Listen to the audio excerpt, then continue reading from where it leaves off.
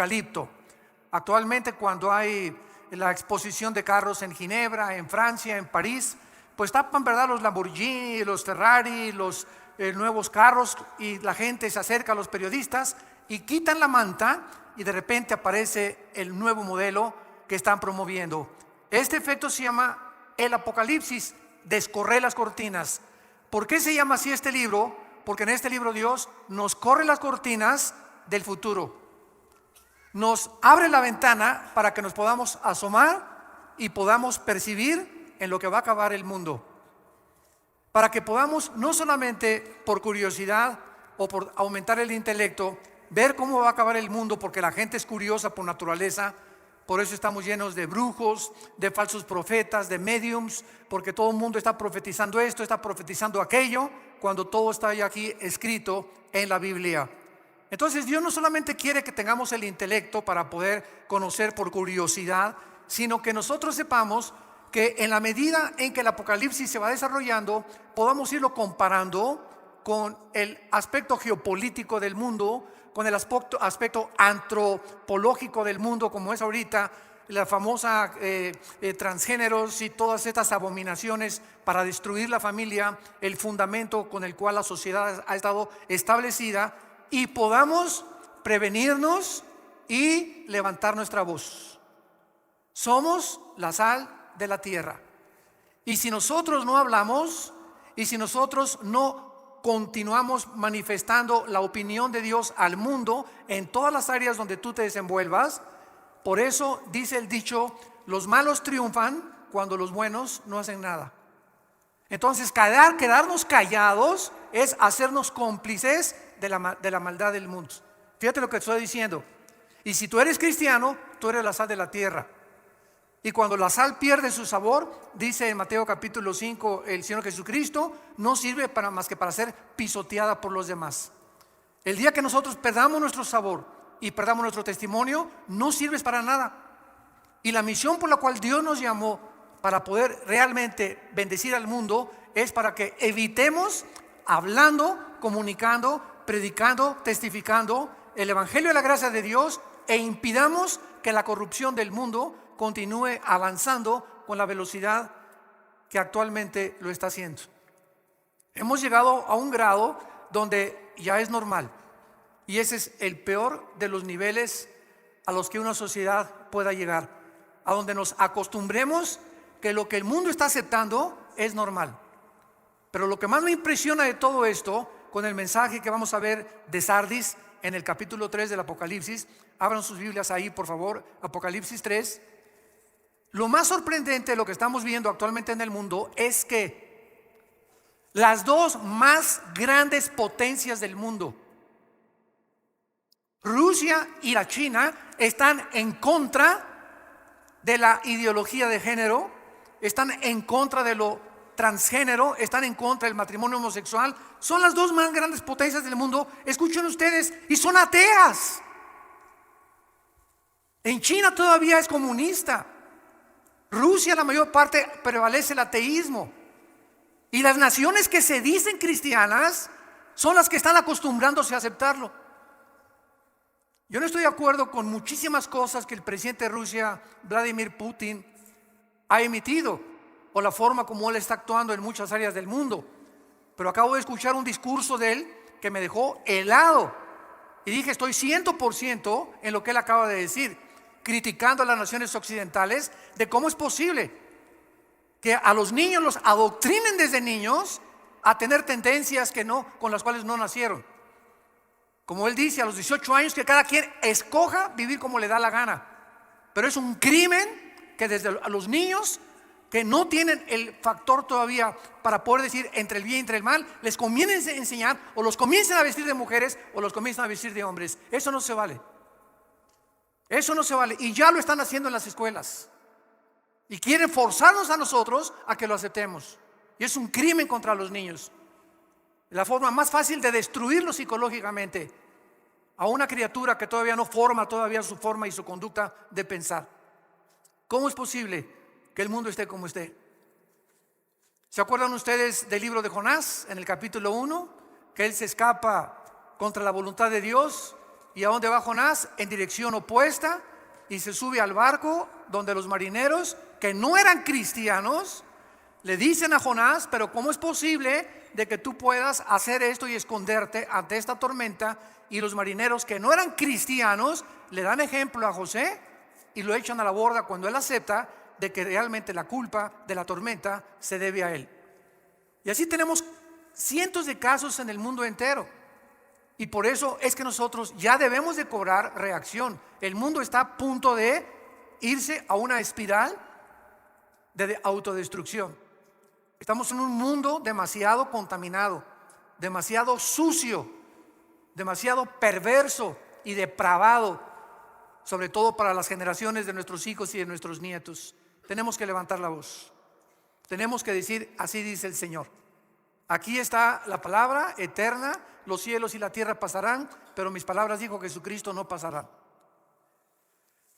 En este mensaje a la iglesia de Sardis, capítulo 3 del Apocalipsis, versículo del 1 al 6, es una iglesia, o fue una iglesia Sardis, que desde luego representa también a muchas iglesias que han subsecuentemente seguido las mismas características o han mantenido las mismas normas que esta iglesia. Esta es la razón por la cual se nos da este ejemplo de estas 7 iglesias.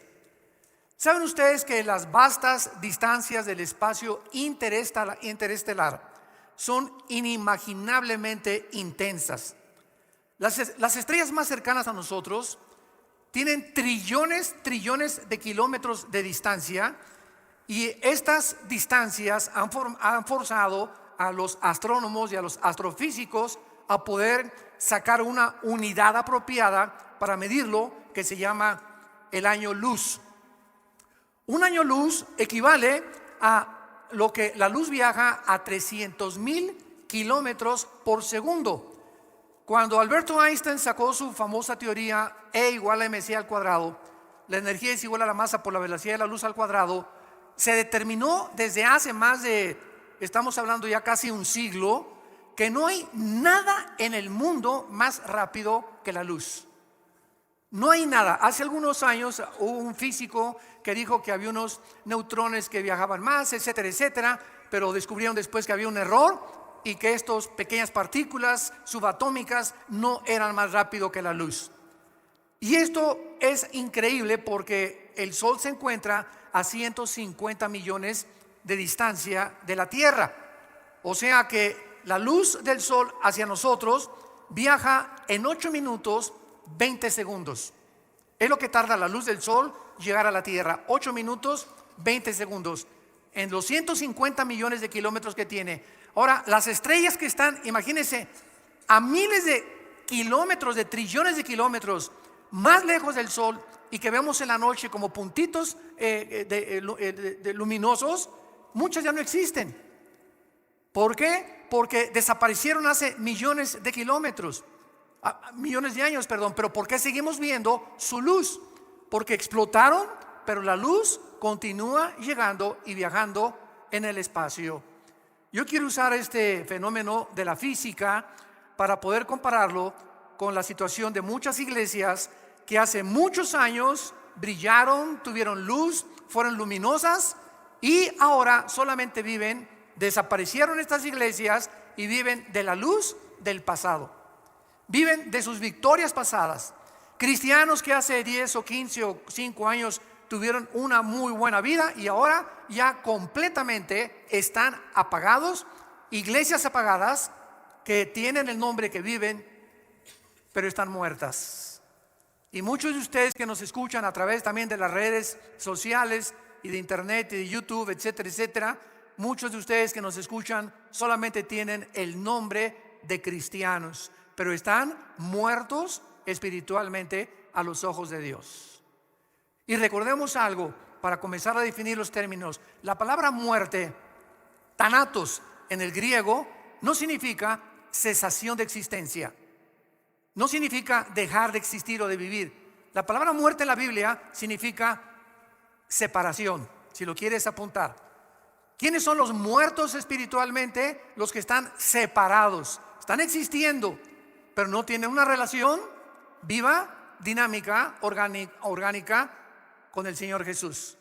¿Quién es un muerto físicamente? Una entidad que ha dejado, que se ha separado, su cuerpo está en la tumba, pero su alma y su espíritu se han separado de su cuerpo. Es lo que la muerte física no es cesar de existir, y se han ido o al cielo o han bajado al infierno a esperar el juicio final. Entonces la muerte física es la separación del cuerpo, del alma y del espíritu.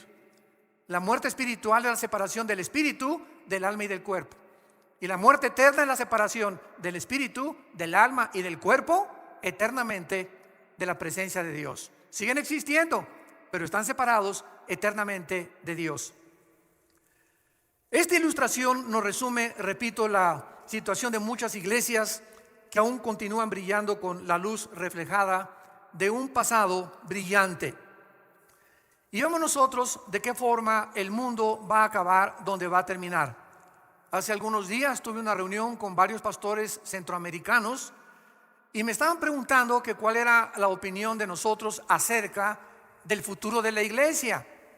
Y les dije, bueno, he escuchado desde hace algunos años que han por ahí predicado Argentina para Cristo, Paraguay para Cristo, México para Cristo, España para Cristo. Y les dije yo, ¿de dónde sacaron estas tonterías?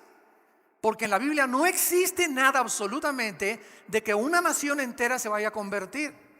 Esto va a suceder hasta Apocalipsis 22 en el tiempo del milenio. Entonces la Biblia no profetiza ni tampoco nos exhibe que antes que venga Cristo la situación del cristianismo va a mejorar. Al contrario, la Biblia enseña que antes de que Cristo venga viene la apostasía. Segunda de Tesalonicenses 2, 3 y 4, antes que venga el anticristo vendrá la apostasía. Primera de Timoteo 4, 1, el Espíritu dice que en los últimos tiempos muchos apostatarán de la fe.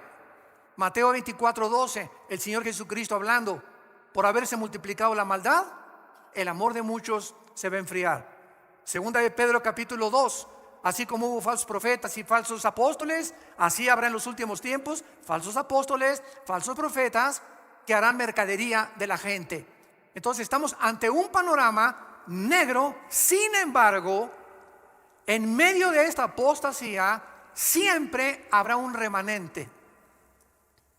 Siempre habrá en todas las naciones, en todas las iglesias, un pequeño, muy reducido, muy pequeño de verdaderos cristianos.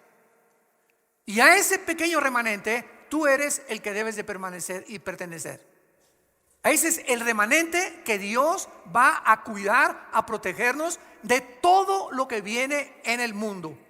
Como dice aquí en Apocalipsis capítulo 3, versículo 10, por cuanto has guardado la palabra que yo te he dicho, ese mensaje a Filadelfia, te guardaré de la hora de la prueba que ha de venir sobre el mundo. Dios va a proteger a ese remanente. Por lo que, dándonos cuenta de cómo el mundo es tan agresivo y cómo las fuerzas de la naturaleza han atacado al mundo, al planeta Tierra, huracanes, tsunamis, incendios, terremotos, etcétera, etcétera, siempre los ha habido en la historia, pero nunca habían convergido todos juntos, como ahora lo estamos viendo, uno tras otro, uno tras otro, uno tras otro. Solamente esta semana más de 62 terremotos hubo en el mundo, nada más en 7 días. Muchos no se dan a conocer porque fueron de 3 grados, de 4 grados, de 5 grados, van aumentando, etcétera, etcétera. Pero estamos en un mundo convulsionado completamente por las fuerzas naturales de la naturaleza. Entonces, teniendo en cuenta estos factores y estas condiciones, acerquémonos a Dios. Es tiempo que te acerques a Dios con tu familia y con tu matrimonio. Es tiempo que reunamos a nuestros hijos y les demos testimonio. Es tiempo que a tu novia le des testimonio que es un cristiano. Y no la manosees, no te atrevas a tocarla antes de casarte.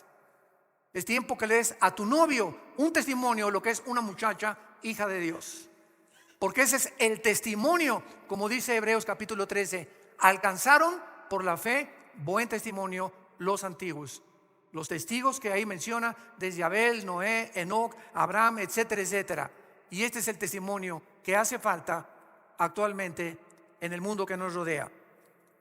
El mensaje a la iglesia de Sardis dice así: escribe al ángel de la iglesia en Sardis, el que tiene los 7 espíritus de Dios y las 7 estrellas, dice esto: yo conozco tus obras, que tienes nombre de que vives y estás muerto. Sé vigilante y afirma las otras cosas que están para morir, porque no he hallado tus obras perfectas delante de Dios. Acuérdate pues de lo que has recibido y oído, y guárdalo, y arrepiéntete. Pues si no velas, vendré sobre ti como ladrón, y no sabrás a qué hora vendré sobre ti. Pero tienes unas pocas personas, ahí está el remanente. Tienes unas pocas personas en Sardis que no han manchado sus vestiduras, y andarán conmigo en vestiduras blancas, porque son dignas. El que venciere será vestido de vestiduras blancas, y no borraré su nombre del libro de la vida, y confesaré su nombre delante de mi Padre y delante de sus ángeles. El que tiene oído, oiga lo que el Espíritu dice a las iglesias. Sardis fue una de las ciudades más bellas del mundo entero. Fue fundada 1200 años antes de Cristo y fue la capital del reino de Lidia hasta el año 549-550 antes de Cristo, cuando fue conquistada por Ciro, el emperador o el rey de Persia, que es ahorita Irán. Esta ciudad fue destruida por los jónicos en el año 501 antes de Cristo, y finalmente Sardis fue conquistada por Alejandro el Magno. El rey más famoso de Sardis se llamaba Creso con C de Carlos, y estaba la ciudad emplazada en una llanura preciosa junto al río Hermus, en una posición militarmente envidiable, porque estaba construida la ciudad hacia, como casi en una montaña, como una torre, por lo cual era muy difícil. Solo Alejandro el Magno lo pudo hacer, y el rey Ciro de Persia. Era una ciudad riquísima en pepitas de oro. Ahí, dicen los historiadores, comenzaron a encontrarse las primeras pepitas de oro. Cuando Alejandro el Magno conquista a Sardis, esta ciudad se rinde completamente a Alejandro el Magno y absorbe la cultura helénica, que es la cultura de los griegos, y que posteriormente los romanos también la absorbieron, y entonces el mundo comenzó, el europeo y el Asia Menor, a hablar el griego. Vean ustedes de qué forma Dios preparó todo esto para que el Nuevo Testamento que tenemos nosotros haya sido escrito ¿en qué idioma original? En el griego. Así que el Nuevo Testamento, los originales, fueron escritos en el griego, porque el griego y el hebreo son los dos únicos lenguajes que sus letras tienen símbolos de números. Esto se llama gematría. Entonces la B en griego es el 5, la X en griego, ¿no saben? El 10, el 2X, 20, 3X, el 50. Ah, ¿verdad? Bueno, sí saben griego. Entonces, esta es la razón también, y aparte que las palabras griegas, como las palabras hebreas, tienen 4 o 5 significados. ¿Qué quiero decirles? Por ejemplo, la palabra padre en español, ¿qué significa? Progenitor, ¿no? Pero también significa bonito. ¿Cómo? ¿Qué padre es del cielo? Oye, ¿qué padre vestido traes? ¿Qué le estás diciendo? ¿Que ese vestido lo engendró quién? No, ¿verdad? Pero vean ustedes cómo usamos barbarismos en todos los idiomas, y entonces usamos palabras que, si las queremos traducir, no tienen traducción en inglés. Por ejemplo, imagínense, what father is the heaven?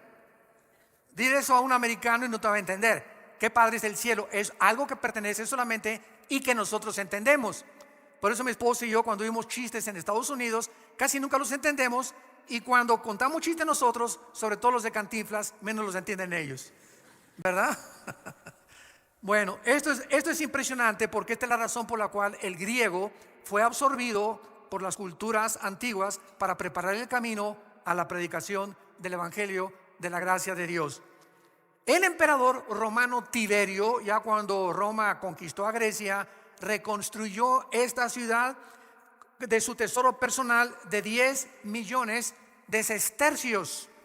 10 millones de sestercios equivalen a $1.000.000 del siglo XXI. Los mejores gladiadores de Roma salieron de Sardis, y la mayor parte de los gladiadores se degeneraron por todo el ambiente que había en la ciudad y en el Imperio Romano, y entonces, ¿verdad?, y el libertinaje que existía, y pues fue una de las cosas que terminaron también con estos guerreros de esos tiempos. Las personas de Sardis adoraban a la diosa Cibeles.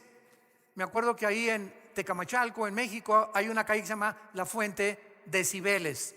Bueno, esa palabra Cibeles viene de la diosa de Sardis, que también tenía el nombre de Artemisa, que era la diosa de la fertilidad. Y bajo esta atmósfera degenerada, la iglesia estaba creciendo, pero poco a poco la influencia del mundo en la iglesia termina matando, asfixiando el testimonio que debemos de dar. Y esta es la razón por la cual Dios escribe estos mensajes en el Apocalipsis, y de las 7 iglesias a 5 las llama a que se arrepientan. Porque si Cristo viene ahorita saliendo el servicio, o hoy en la noche, o mañana, o dentro de un año o varios años, y tú te encuentras en la condición en la que tú te encuentras actualmente, te vas a quedar. Te vas a quedar.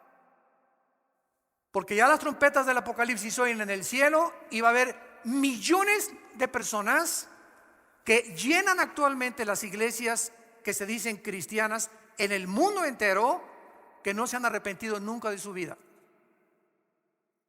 Las iglesias están llenas de cabritos, mazacuatas, coralillos, cascabeles y chivos y cabritos.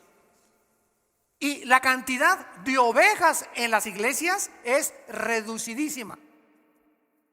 Entonces, esta es la razón por la cual tanta gente, oye, ¿por qué no vas a la iglesia? Ay, porque son una bola de hipócritas. Y conocí a estas personas. Es que conociste a la cizaña, a las mazacuatas y a los coralillos. Te andabas juntando con los chivos. Nunca buscaste las verdaderas ovejas, los verdaderos jóvenes consagrados, las verdaderas muchachas consagradas, los verdaderos matrimonios que quieren servir a Dios y que están luchando por sobrevivir en el mundo que nos rodea. Entonces, cuando ponemos los ojos en los hombres, se nos olvida que Jesús en Mateo 13, en su parábola famosa de la semilla y de la cizaña y el trigo, nos lo advirtió, que está sembrada en todas las iglesias cizaña. Están personas infiltradas, sin que lo sepan ellas, movidas por poderes espirituales enemigos de Dios, para hacer tropezar a las ovejas, para hacer mala influencia a matrimonios, para que de alguna forma comience el leudamiento de la iglesia. Como en la parábola de cuando se introducen las 3 medidas de harina o de levadura en el pan, y dice Cristo hasta que todo es leudado. Y ahí simboliza a una mujer como la persona que se leuda todo, porque es el símbolo de la iglesia apóstata, la gran ramera de Apocalipsis 17. ¿Quién es la gran ramera de Apocalipsis 17? El conjunto de todas estas iglesias que tenían nombre, que vivían y estaban muertas. Es las iglesias que se vendieron, que cedieron a la presión del mundo y no mantuvieron sus convicciones hasta el final.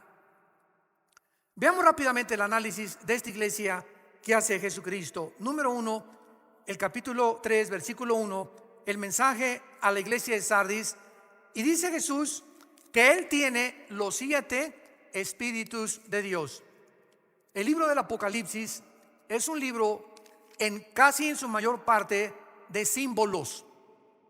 Porque cuando estudiamos la Biblia, todos nosotros los que estudiamos teología, y tú que eres un estudioso más consciente de la Biblia se interpreta o se puede interpretar de 3 maneras. Se puede interpretar literalmente cuando así nos lo permite la Biblia. Cuando, por ejemplo, dice la Biblia, y María conoció a José, estaban desposados, todo eso es literal. No nos da la Biblia una puerta para que podamos interpretarla. Número 2, figurativamente. y la Biblia se puede interpretar también proféticamente. Entonces, la interpretación en el Apocalipsis es simbólica, ¿verdad? La mayor parte son metáforas o símbolos. Y cuando dice los 7 espíritus de Dios, el 7 se repite en el Apocalipsis casi 40, 50 veces. Los 7 ángeles, las 7 estrellas, los 7 espíritus. ¿Por qué? Porque en el simbolismo de la Biblia los números tienen un símbolo o tienen un significado. El 1, la unidad. El 2, el testimonio. Siempre se mandaban a predicar de 2 en 2. El 3, la Trinidad. El 5 es el número de la gracia. El 6 es el número del ser humano. Por eso el anticristo es 6, 6, 6, que es el ser humano elevado a la Trinidad, el ser humano elevado a Dios. El 7 es el número perfecto, es el número completo. Por eso hay 7 días. Nunca se han preguntado, pregúntale a tu maestro ateo, ¿quién inventó la semana de 7 días? Pregúntaselo a cualquier ateo o a cualquier científico. ¿Cómo es posible que se haya definido que el ser humano necesita 6 días de trabajo y todos necesitamos pararnos, detenernos cada 6 días y descansar? De cada 7 días, un día tenemos que descansar. Llámese el lunes, si tú trabajas el domingo en un hotel, pues tu lunes. Pero si no nos detenemos a descansar, el día de descanso, y no tiene que ser el sábado o el domingo para los que la mayor parte tenemos la bendición de no trabajar, pero si no nos detenemos un día a la semana, comenzamos a desgastarnos mental, psicológica y físicamente. El cuerpo humano necesita descanso. Y el día de descanso, olvídate de tus cálculos, de tu trabajo, de tu carpintería, de tu taller, de tu bufete de abogados, de tu consultorio médico. Olvídate de todo. Vete el partido. Bueno, ya hasta ahorita Real Madrid, Barcelona. Va ganando Barcelona 1-0.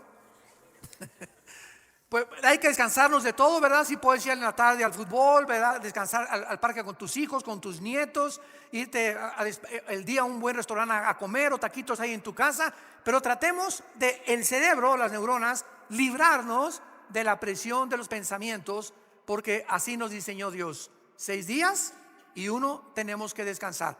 Muy bien, en Isaías 11, versículo 1 y 2, veamos ¿qué son los 7 espíritus de Dios? Porque no son 7 espíritus, son las 7 manifestaciones que el Espíritu Santo tiene, y que la única persona que ha tenido estas 7 manifestaciones del Espíritu ha sido Jesucristo, el Hijo de Dios. Saldrá una vara del tronco de Isaí y un vástago retoñará de sus raíces. Está hablando proféticamente 700 años antes de que Cristo naciera, el profeta Isaías. Y escuchen lo que dice: y reposará sobre él, o sea, sobre Jesús, número 1, el Espíritu de Jehová, espíritu de sabiduría, inteligencia, consejo, poder, conocimiento y temor de Jehová. Esta es la plenitud del Espíritu Santo. Dichosos aquellos que tienen por lo menos sabiduría, inteligencia, consejo, poder, o que tengas 3 o 4 de estas manifestaciones del Espíritu Santo. Ahora regresamos a Apocalipsis y podemos entender por qué Jesucristo dice el que tiene los 7 espíritus de Dios. O sea, Jesús poseía la plenitud del Espíritu Santo. Y este Cristo santo, glorificado, majestuoso, es el que está enviando un mensaje a un pequeño grupo de cristianos, un remanente en la iglesia de Sardis. ¿Cuál es la acusación? Yo conozco tus obras, que tienes nombre de que vives y estás muerto. Esta iglesia tenía una falsa reputación espiritual. ¿Cuántas personas se dicen a sí mismo cristianas? Volvemos a repetir, pero su verdadera condición, tal vez ante la iglesia tienes cara de San Crisóstomo, tienes la cara de la Rosa de Castilla, de Santa Rita de Casia. No, la hermana tiene cara de monja, una cara dulce, transparente. El hermano tiene cara que no rompe un plato, pero en su casa tiene otra cara. y en su trabajo tiene otra cara. En la psicología se le conoce como los desórdenes múltiples de la personalidad, que no eres de una sola pieza. Y esto es lo que Dios insiste en nuestras vidas. Tenemos que ser de una sola pieza. Así como eres aquí, lo eres aquí en el estacionamiento, y lo eres en tu casa, y lo eres en tu trabajo, y lo eres en el cine, y lo eres a donde quiera que vayas. Eres tú. Y no tienes que ocultarte detrás de máscaras. ¿Por qué? Porque eres de una sola pieza. Y está demostrado esto psiquiátricamente, que una persona que tiene 2 o 3 personalidades es una persona que se está desintegrando en su carácter. Porque no ser como tú eres con tus amigos, sin que nos demos cuenta, el cerebro no acepta estas condiciones o actitudes negativas y te comienzas a desintegrar. ¿Qué me refiero que te comienzas a desintegrar? Tu conducta comienza a desvariar. Comienzas a hacer cosas que ya no son normales, que ya son completamente, muchos antisociales, otras inmorales, pero ya no eres la persona que eres.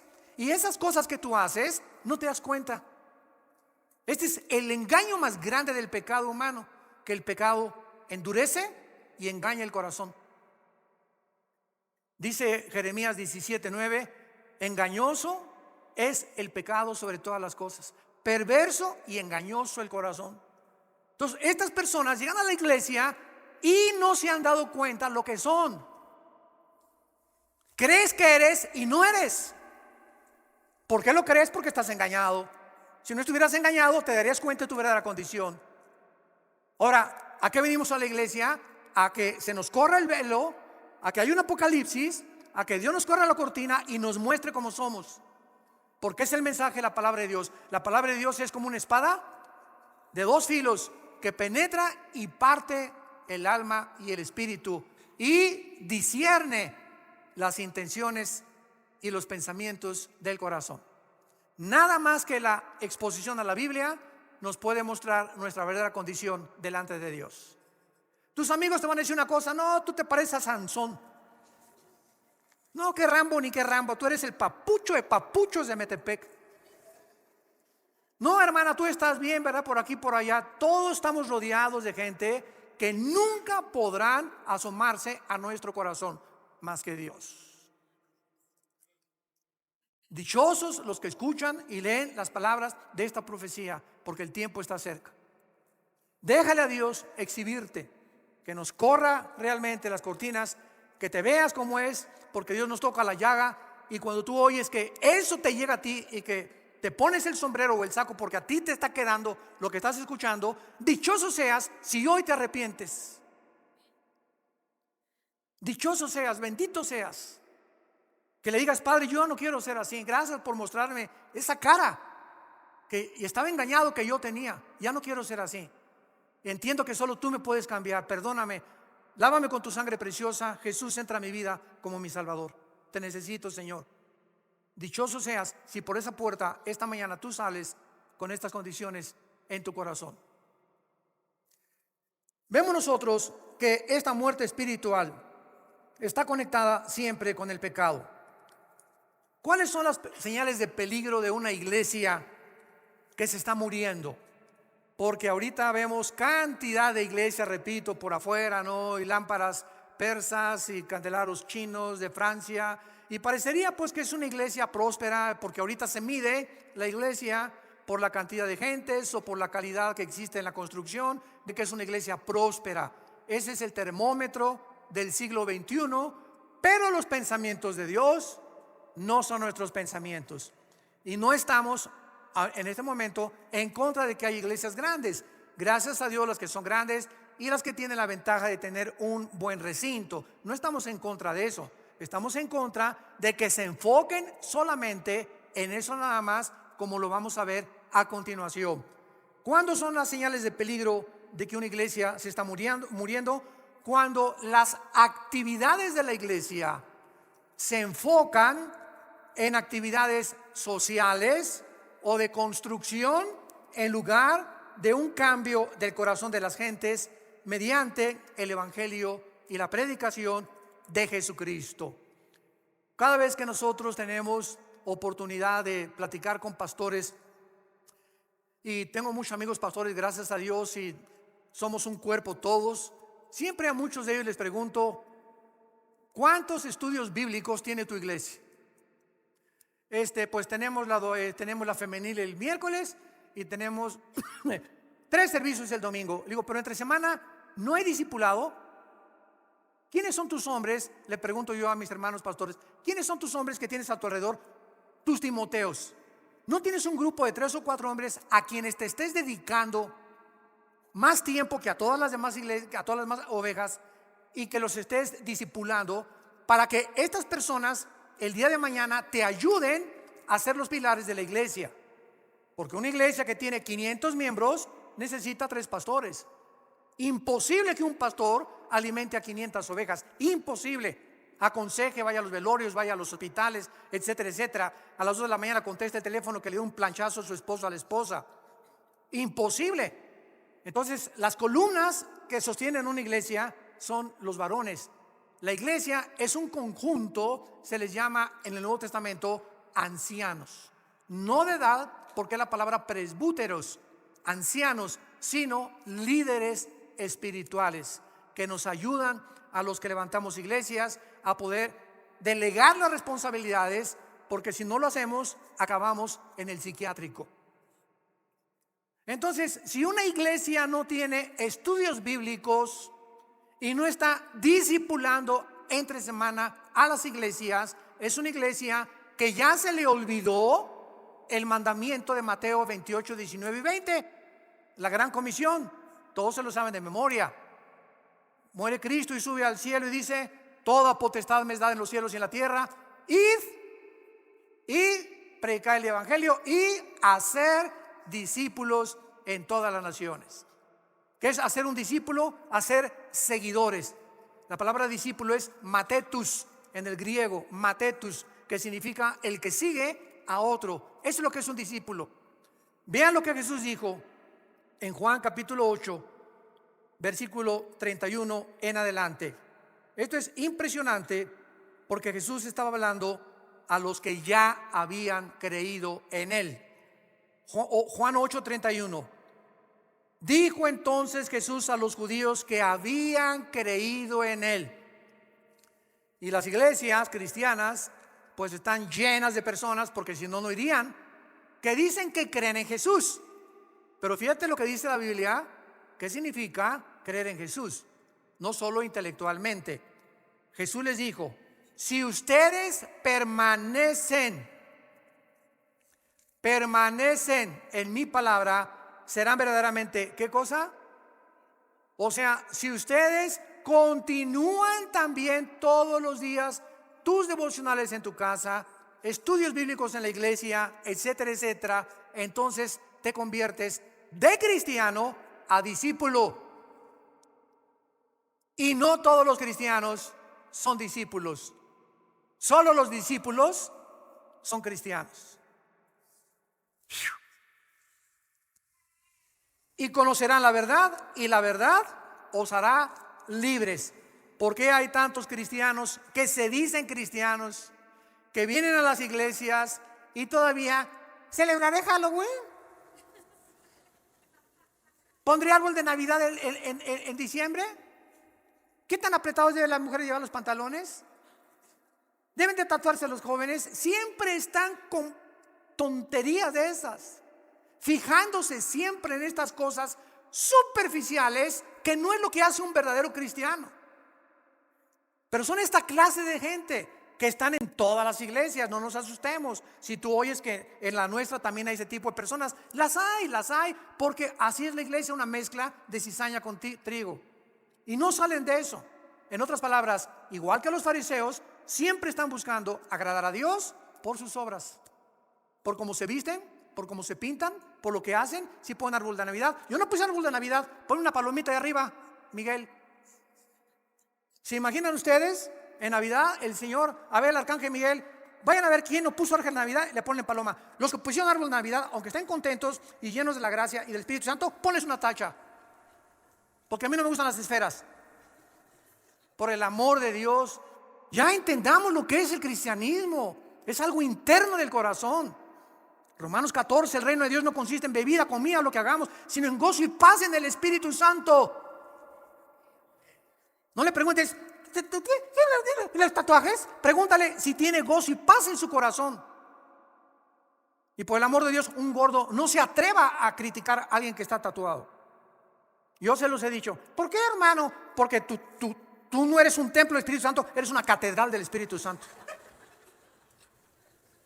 Tú le estás haciendo más daño a tu cuerpo que alguien que se puso un dibujo ahí en el brazo o en la panza o en el ombligo. Así que la Biblia dice que somos templo del Espíritu Santo, que es nuestro cuerpo, cuidámoslo. Entonces no nos atrevamos, es lo que les digo, apuntar un dedo así, porque hay 3 que nos apuntan a nosotros. Cada vez que tú haces así, hay 3 apuntándonos a nosotros. Cuidemos la forma en la que nosotros vivimos ya. Tenemos que madurar. Regresamos a Apocalipsis. Y ojalá que sigan aprendiendo hoy cosas más intensas del Espíritu de Dios.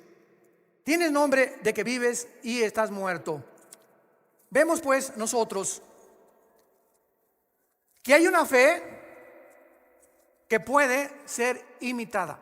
Hay una fe que puede ser imitada. O sea, hay un arrepentimiento que no es arrepentimiento, es remordimiento.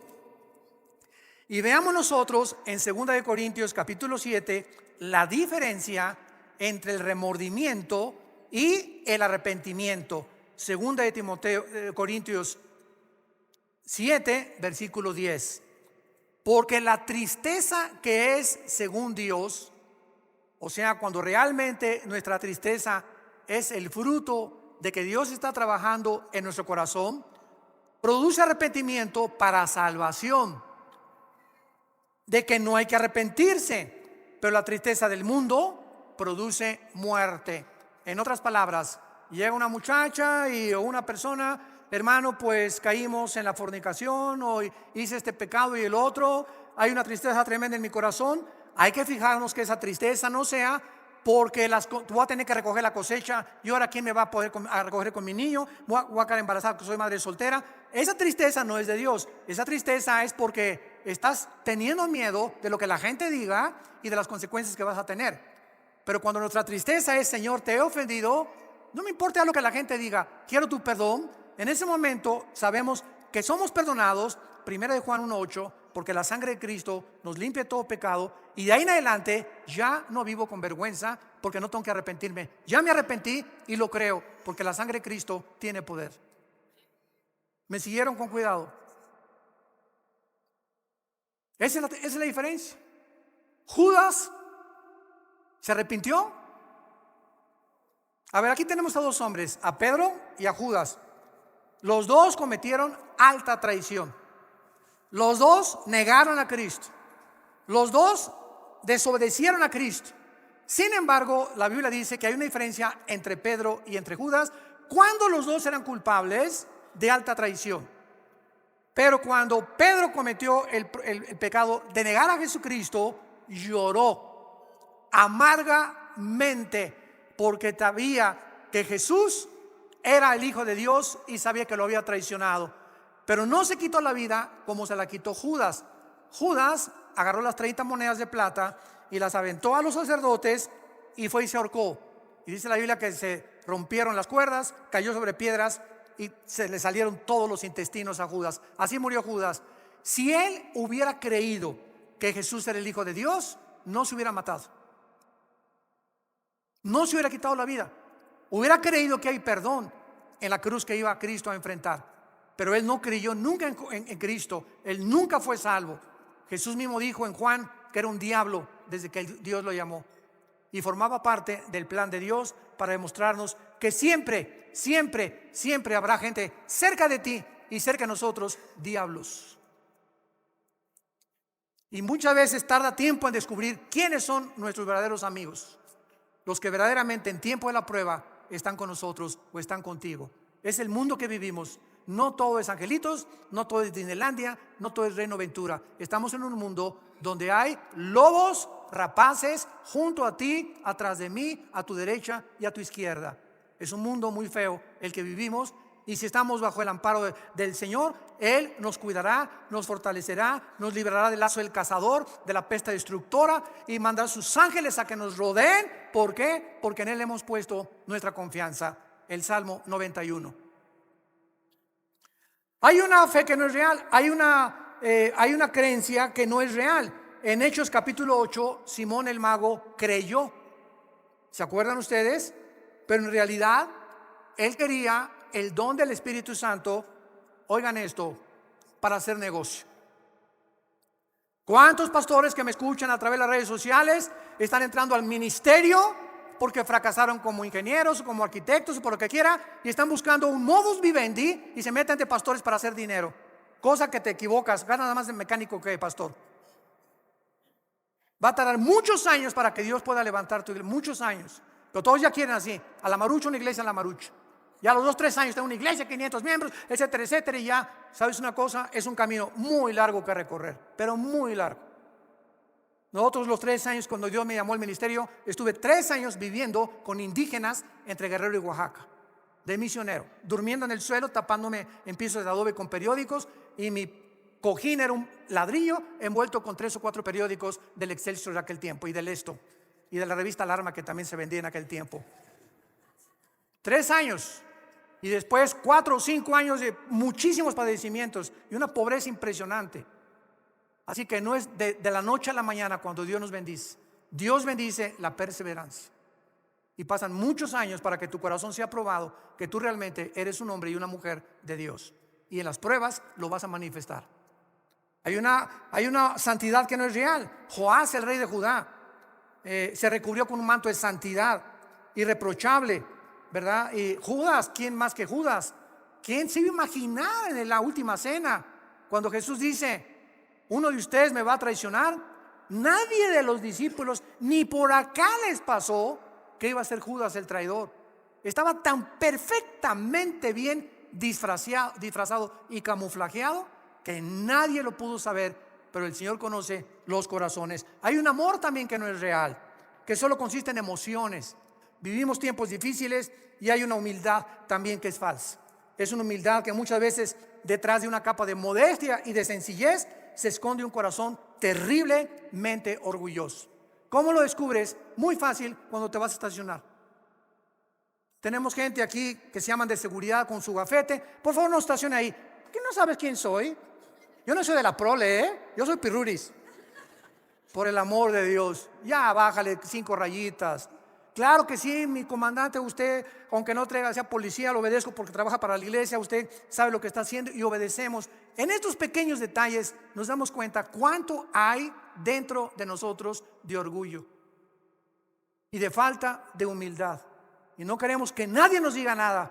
¿Por qué? Tú no sabes quién soy, yo me estaciono donde yo quiero. ¿Te das cuenta? Eso es lo que demuestra el corazón. En los pequeños instantes que Dios te mandó a esa persona para probar tu corazón, ya saliste reprobado. Padre, te damos gracias en el nombre de Jesucristo por tu palabra. Continuaremos, Padre, examinando este mensaje de esta iglesia, donde las condiciones eran deplorables, así como lo es la vida de muchos que se dicen que te siguen y que son cristianos y realmente están muertos, aunque ellos crean que están vivos. Gracias porque la exposición a tus palabras nos desnuda, nos corre completamente las cortinas viciosas que tenemos en el corazón, que nos impiden ver cómo somos ante ti. Recordamos las palabras de David en el Salmo 19. ¿Quién reconocerá sus propios errores? ¿Quién? Oh Dios, le decía David a Dios, muéstrame mis errores escondidos, mis pecados ocultos que yo no puedo ver. Arrepiéntete con todo tu corazón y dile: Jesús, te pido perdón por mis pecados. Creo que en esa cruz pagaste por ellos con tu sangre y te pido que entres a mi vida, porque creo que a los 3 días te levantaste de los muertos y puedes vivir en mi corazón como mi Señor y mi Salvador. En tu nombre santo, amén.